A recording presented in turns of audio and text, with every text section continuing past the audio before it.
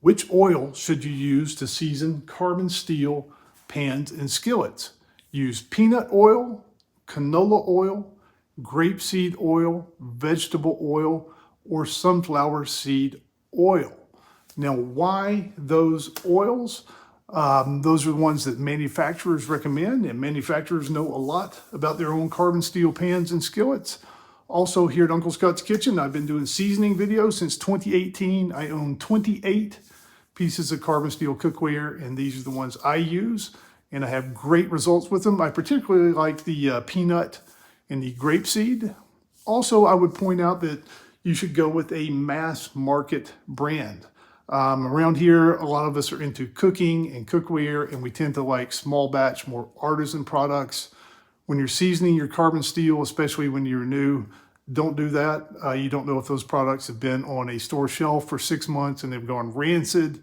If you stick to a big brand like a Planters, a Crisco, a Wesson, a big store brand from Target or Walmart or Costco, you should be fine because that inventory is fresh and it turns over and it's ubiquitous. If you follow the directions and use a homogeneous oil, it's going to be the same no matter where you buy it.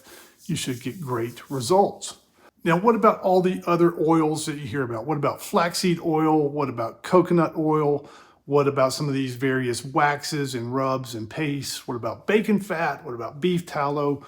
On and on and on. There are many oils that will work on carbon steel, but when you're new, or if a pan is new to you, there's always a little bit of a learning curve, and carbon steel can give people headaches when they're new to cooking in it. You got to learn the seasoning, you got to learn how to preheat it, you got to learn the temperature to cook at. If something goes wrong and you stick some food, if you stick to one of the 5 oils that I mentioned, you can eliminate the seasoning oil as the source of the problem.